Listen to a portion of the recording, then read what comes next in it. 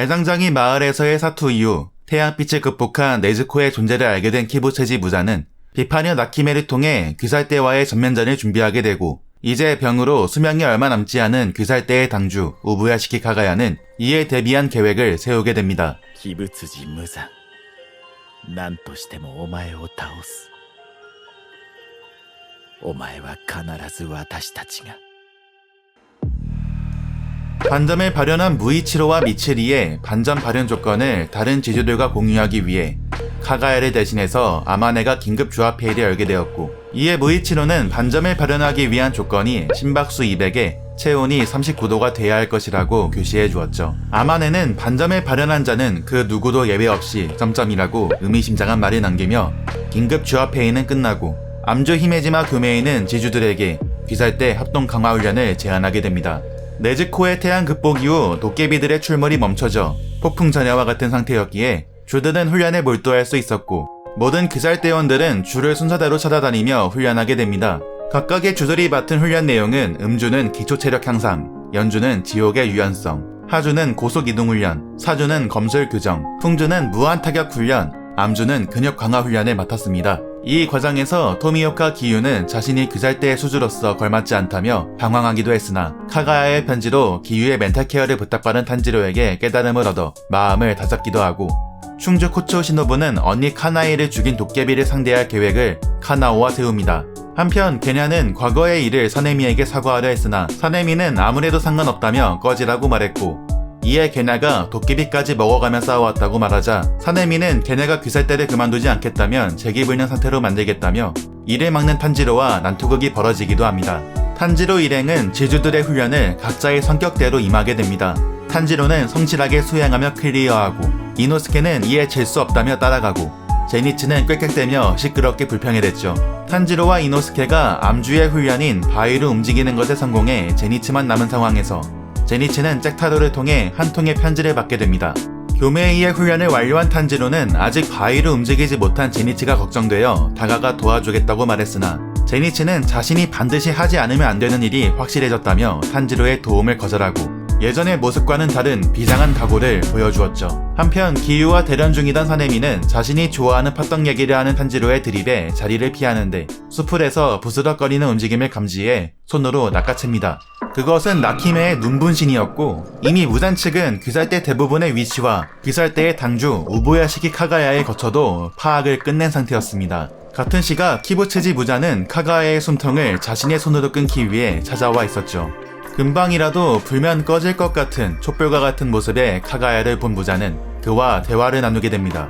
카가야는 무잔의 목적인 영원, 즉 생명의 불멸을 꿈꾸고 있다는 것을 알아채며 그가 추구하는 영원이 단단한 착각이라고 반박합니다. 지난 1000년간 많은 이들이 죽어갔지만 귀살대는 결코 사라지지 않고 이어졌기에 사람의 마음이야말로 영원이며 불멸이라고 말이죠. 또한 무잔이 죽으면 모든 도깨비가 멸해질 것이라며 무잔이 영원하지 않다는 카가야의 말에 공기가 흔들리고 무잔은 동요합니다. 카가야는 줄곧 무잔에게 하고 싶었던 얘기를 끝내며 자신이 죽으면 귀살대의 사기가 올라갈 것이라는 말과 함께 죽음을 받아들입니다. 한편 귀살대 지주들은 꺽쇠까마귀의 지령을 듣고 카가야의 저택으로 향하는 중이었으나 그때 카가야의 저택에서 폭발이 일어납니다. 무자는 일가족과 함께 자폭한 자신이 생각하는 인간의 잣대를 벗어난 카가야의 행동에 크게 당황합니다. 이어서 누군가의 혈기술이 발동하고 무잔을 속박하는데 이 가시혈기술은 무잔이 예전 아사쿠사에서 도깨비로 만든 사람의 것이었고 무잔이 자신의 몸을 속박한 혈기술을 흡수할 것이라는 걸 노려 하마요가 무잔의 몸에 도깨비를 사람으로 돌려놓는 약을 쥔 손을 집어넣어 무잔이 가시혈기술과 함께 약을 흡수하도록 만듭니다. 카가야는 네즈코가 태양빛을 극복했다는 사실을 통해 무잔이 어떻게든 귀살대와 자신의 위치를 알아낼 것이고 자신의 최후를 직접 맞이하러 올 것을 예측하여 스스로를 미끼로 무잔을 없앨 함정을 준비하고 있었던 것이었죠. 사전에 꺽쇠까마귀를 통해 타마요와 접선하여 약을 준비하였고 자신의 목숨을 미끼로 무잔의 재생력에 타격을 입혀 빈틈을 만든 뒤 타마요의 약으로 무잔을 약화해 이 계획을 사전에 알린 귀살대 최강 히메지마 규메이를 통해 무잔의 목을 베어 죽이려는 철저한 계획이었습니다. 우부야시키 카가야의 직감, 천년의 세월 동안 도깨비에 맞서 일족과 귀살대를 존속할 수 있었던 미래를 내다보는 힘, 즉 성견지명이라 불리는 능력이 우부야시케 이쪽에 있었던 것이죠. 또한 카가야는 무잔의 목을 베어도 죽지 않을 것이라는 걸 직감하고 있었고 교메이에게 오로지 태양빛으로만 쓰러뜨릴 수 있을 것이라 일러주었습니다. 무잔을 쓰러뜨리기 위해선 동이 틀 때까지 붙잡아 두어야 하는 지구전이 예상되는 상황에서 다른 귀살대원들이 도착하고 제각각 호흡의 기술을 사용합니다. 하지만 무잔은 이를 비웃듯 이들을 자신의 무한성으로 이동시킵니다. 사실 카가야의 선빵으로 무산되었으나 무잔 또한 최종 국면에 대비해 귀살대원 대부분의 위치를 나키메의 눈을 통해 파악해 놓았었고 무한성엔 상현을 포함한 모든 도깨비들이 총집결한 상태였습니다. 카가야의 선빵이 아니었다면 온전한 상태의 무잔을 무한성에서 상대하는 최악의 상황으로 흘러갔을 것으로 생각되네요. 무한성은 도깨비들의 최대 약점인 태양빛에서 자유롭기 때문이죠. 이렇게 천년간 계속된 키부트지 무잔과 귀살대의 대립에 종지부를 찍을 최종 국면의 막이 오르게 됩니다. 무잔은 타마요의 약을 분해할 시간을 벌기 위해 귀살대를 뿔뿔이 흩어놓아 탄지로는 토미오카 기유, 이구로 오바나이는 칼로지 미츠리, 토키토 무이치로는 히메지마 교메이와 함께 행동하게 되고 사네미, 게냐, 제니츠, 시노부는 각각 개별적으로 행동하며 이제는 잡몹인 하연급 도깨비들을 쓰러뜨립니다.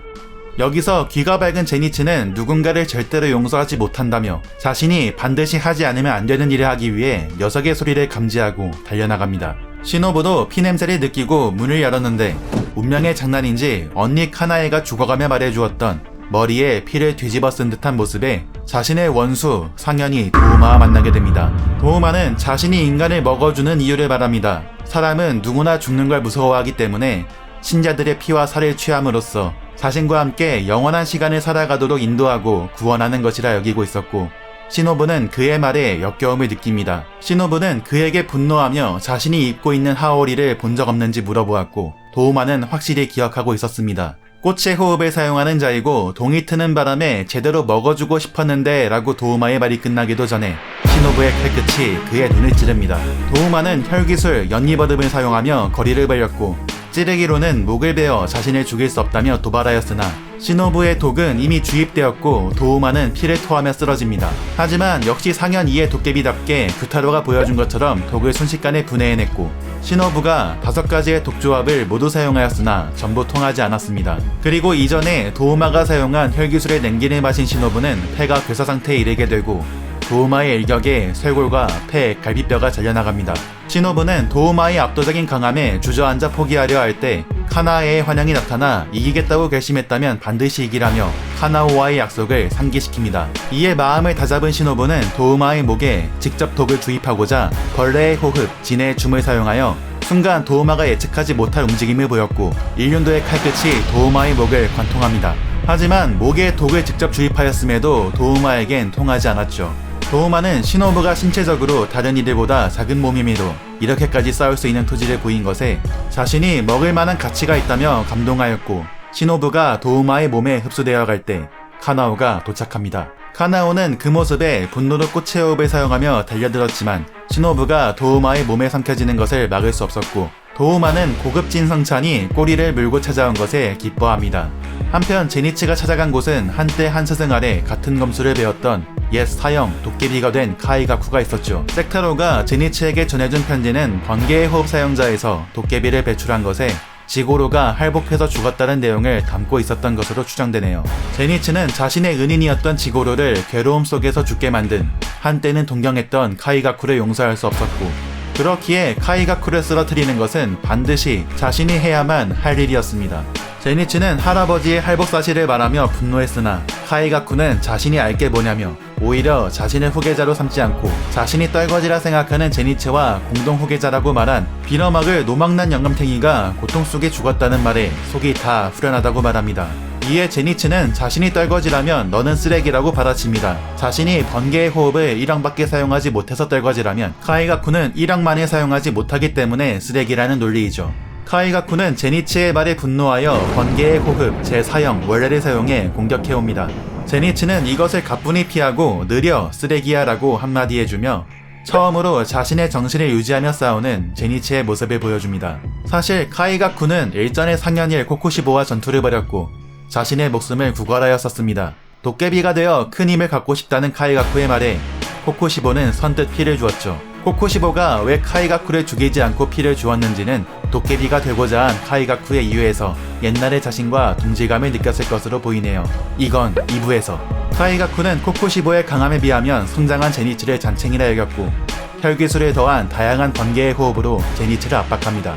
제니츠는 카이가쿠의 공격에 추락하기 시작했고 자신과 카이가쿠에 얽힌 기억을 떠올립니다. 카이가쿠를 보고 배우라며 할아버지에게 혼났더니 번개의 호흡 제1형을 사용하지 못하는 카이가쿠를 뒤에서 험담하는 다른 귀살대원들을 흠씬 두들겨 팼더니 카이가쿠가 자신을 싫어하는 것을 알고 있음에도 자신의 앞을 노력하며 나아가던 그의 뒷모습을 보며 진심으로 존경하고 있었더니 할아버지와 자신에겐 소중한 특별한 존재였으나 결국 갈라서 버려 그의 목을 베지 않으면 안 되는 것에 제니츠는 할아버지와 한때는 형이라고 생각했던 자에게 미안함을 느끼고 자세를 고쳐잡아 단숨에 힘을 폭발시켜 번개의 호흡 제7형 활의 신으로 카이가쿠의 목을 베어냅니다. 카이가쿠는 보이지 않는 속도로 목이 베어진 것에 당황했고 이런 기술을 자신에게 알려주지 않은 지구로에게 편애했다며 불평합니다. 하지만 이 기술은 제니츠가 카이가쿠와 어깨를 나란히 하고 싸우기 위해 자신이 고안한 번개의 호흡의 새로운 전형이었죠. 카이가쿠와 함께 추락하던 제니츠는 유시로에게 구해진 뒤 의식을 잃었고 꿈속에서 자신의 은인이자 스승이자 친할아버지와 같은 지구로를 만나게 됩니다. 강 건너편에 마주한 할아버지에게 자신 때문에 카이가쿠가 그렇게 된 것일지도 모른다며 자책하고 아무런 은혜를 갚지 못한 것에 미안하다 말하며 다가가려 했으나 아직은 할아버지와 함께할 수 없음을 나타내듯 피아노가 다리에 얽혀 몸을 속박합니다. 지고로는 그런 제니츠를 바라보며 너는 나의 자랑이라고 말합니다.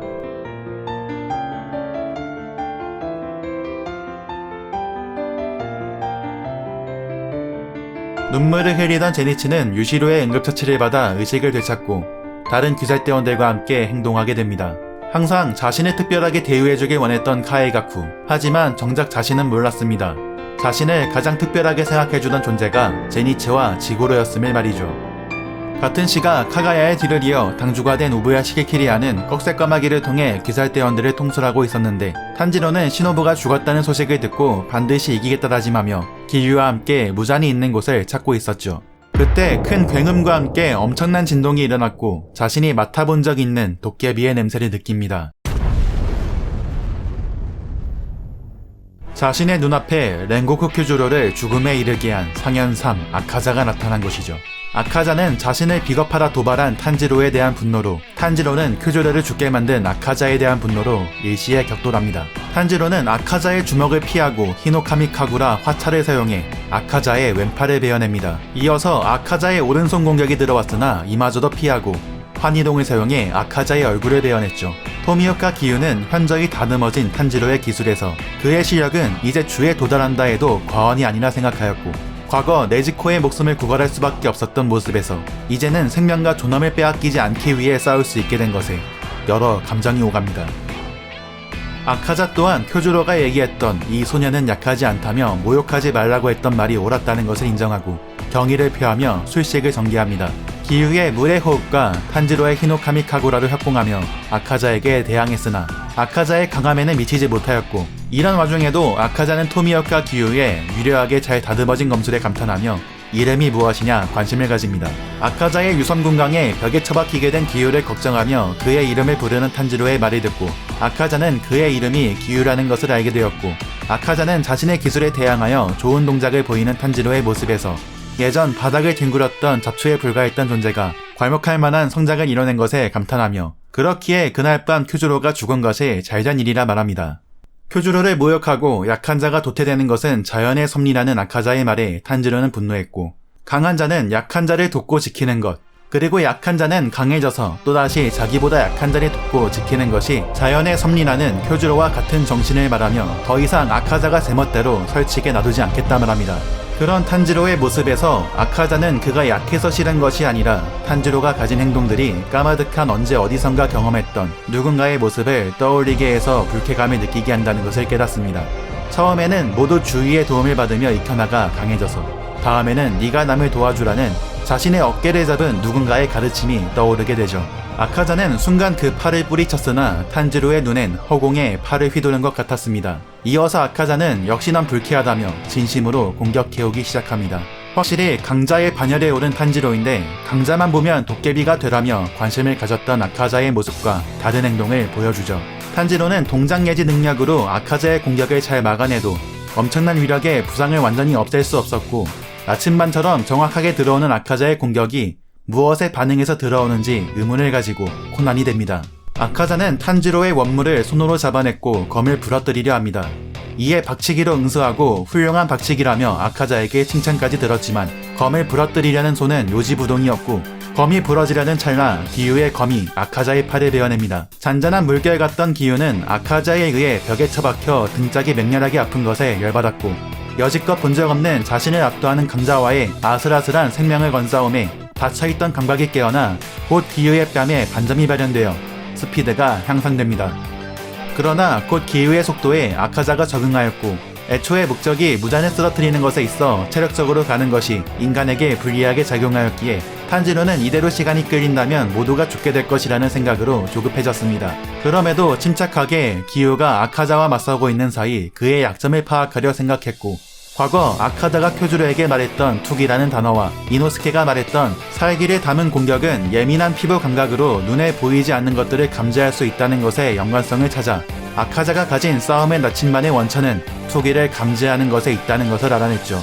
또한 아카자가 말한 영역이란 단어에서 과거 아버지가 자신에게 가르침을 주었던 기억을 떠올리게 됩니다. 아카자가 추구하는 최고의 영역이란 자신의 불필요한 것들을 깎아내 순간순간 자신의 필요한 감각만을 극대화하는 것, 그리고 이것이 이어져 새로운 길을 열고 내비치는 세계에 도달할 수 있다는 내용이었죠. 한 탱구를 쓰러뜨릴 때 탄지로는 한 탱구의 본체를 찾는 감각에 집중했고 심장에 있다는 것을 시각이란 감각에 집중해 찾아낸 것처럼 탄지로는 다른 감각들, 회피와 같은 감각을 자유롭게 선택하며 아카자가 원한 지고의 영역에 도달하게 됩니다. 그의 변화를 느낀 아카자는 온몸의 세포가 탄지로가 위험하다는 것을 알렸고 출식을 전개해 종식 청은 난장광을 사용하며 차이나와 같은 순간 100번 휘두르는 주먹과 같은 공격을 날렸고 기유는 잔잔한 물결로도 겨우 치명상을 피하며 막는 것에 그쳤으나 탄지로는 내비치는 세계에 도달하여 그의 공격을 피해냅니다.